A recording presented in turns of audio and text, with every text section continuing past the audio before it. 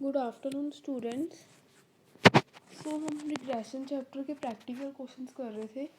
आज हम next practical question देखते हैं। इसका हमें क्या गिवन है। You are given the following data X और वाई। ठीक है, एक्स और वाई का हमें arithmetic mean, standard deviation given है और कोफिशिएंट ऑफ कोरिलेशन गिवन है, यानी कि आर हमें गिवन है। ठीक है, कोरिलेशन को हम आर से डिनोट करते हैं, सो डेट्स वाई आर हमें यहाँ पे गिवन है। अरिथमेटिक मीन एक्स का कितना दिया हुआ 36 और वाई का 85। स्टैंडर्ड डेविएशन एक्स का कितना दिया हुआ 11 और वाई का 8। ठीक है, उन्होंने क्या फाइंड आउट करने के लिए बोला है, find the two regression equation. यानी कि रिग्रेशन इक्वेशन कौन सी थी, एक होती है एक्स ऑन वाई और एक होती है वाई ऑन एक्स। ठीक है, अब जो एक्स ऑन वाई है, एक्स ऑन वाई का मतलब क्या हुआ कि जो y है वो इंडिपेंडेंट वेरिएबल है। ठीक है, यानी कि y जो है इंडिपेंडेंट है और x जो है वो डिपेंडेंट वेरिएबल है। x डिपेंडेंट वेरिएबल मतलब क्या है कि अगर y में कुछ चेंजेस आती हैं तो x जो है उससे इफेक्ट करेगा। ठीक है, और जो y है y किसी पे डिपेंड नहीं करता, वो इंडिपेंडेंट वेरिएबल है। इसी तरह से अगर हम y और x की बात करें, इसका मतलब क्या है, इस केस में x जो है वो इंडिपेंडेंट वेरिएबल बन जाएगा और y जो है डिपेंडेंट वेरिएबल बन जाएगा। यानी कि y जो है वो डिपेंड करता है x पे, अगर x में कोई चेंजेस आएगी तो y को भी इफेक्ट करेगी, बट जो y में चेंजेस आएंगी वो x को इफेक्ट नहीं करेंगी, x से ही y इफेक्ट करेगा। ठीक है, तो इसका मतलब क्या है, जो x है इंडिपेंडेंट है, यानी कि किसी पे भी डिपेंडेंट नहीं है, ये y पे डिपेंडेंट नहीं है। सो उन्होंने बोला है टू रिग्रेशन इक्वेशंस निकालनी है। रिग्रेशन इक्वेशन का फॉर्मूला जैसे मैंने बताया था, आपको कहा था कि याद कर लेना। इसका फॉर्मूला ये था, x minus mean of x equals to R, यानी कि कोरिलेशन का कोफिशिएंट जो कि हमें गिवन है, into standard deviation of x and divided by standard deviation of y।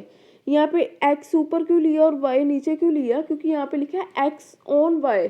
अगर x y पे क्या इम्पैक्ट पड़ रहा है, ठीक है, तो y को हम बेस मानेंगे, जहाँ पे ऑन के बाद जो लिखा होता है उसे हम नीचे लेंगे डिनोमिनेटर में। ठीक है, और जो x है x को हमने न्यूमिनेटर में ले लिया। ठीक है, standard deviation of x divided by standard deviation of y into Y minus mean of y।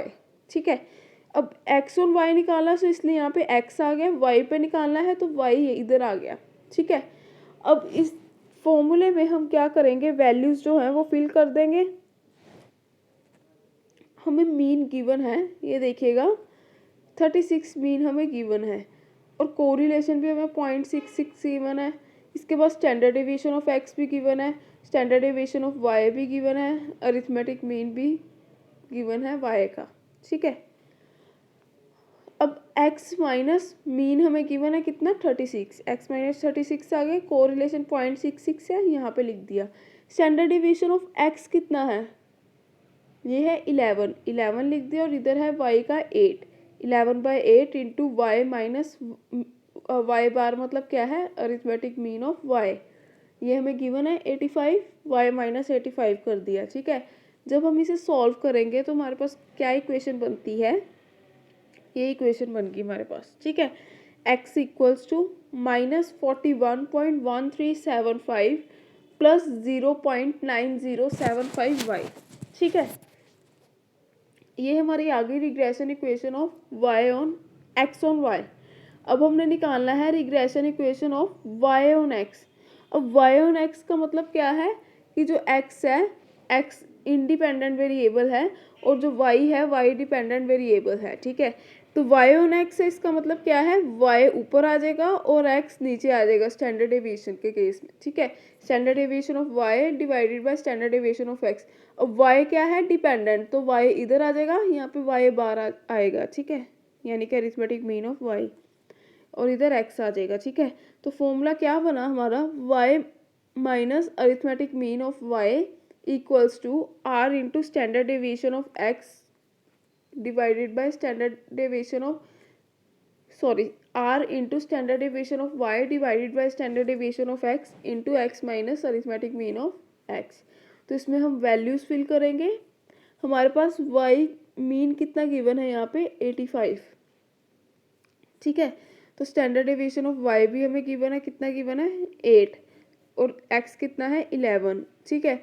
तो एक्स का मीन हमें कितना गिवन है 36, ठीक है। अब हमने क्या की, यहाँ पे वैल्यूज फिल कर दी, तो हमारी एट लास्ट इक्वेशन जो क्या बनी है, y minus 85 equals to 0.48x minus 17.28, या हम कह सकते हैं इसको अगर 85 को उधर जाके प्लस कर दे इस साइड आके, देन क्या बनेगी 67.72 प्लस 0.48x, ठीक है। उन्होंने सिर्फ रिग्रेशन इक्वेशन बोला था निकालने के लिए, सो हमने रिग्रेशन इक्वेशंस बना ली। अगर वो कहते x की वैल्यू निकालो y की निकालो, फिर हम ये दोनों रिग्रेशन इक्वेशंस को सॉल्व करके देखते कि x या y हमारा क्या निकलता, ठीक है। सो इसी के साथ हमारा ये जो प्रैक्टिकल क्वेश्चन है ख़त्म होता है। एक बार आप खुद इसकी प्रैक्टिस करके देख लेना, अगर कोई डाउट होगा तो आप मेरे से क्लियर कर लेना। So thank you class.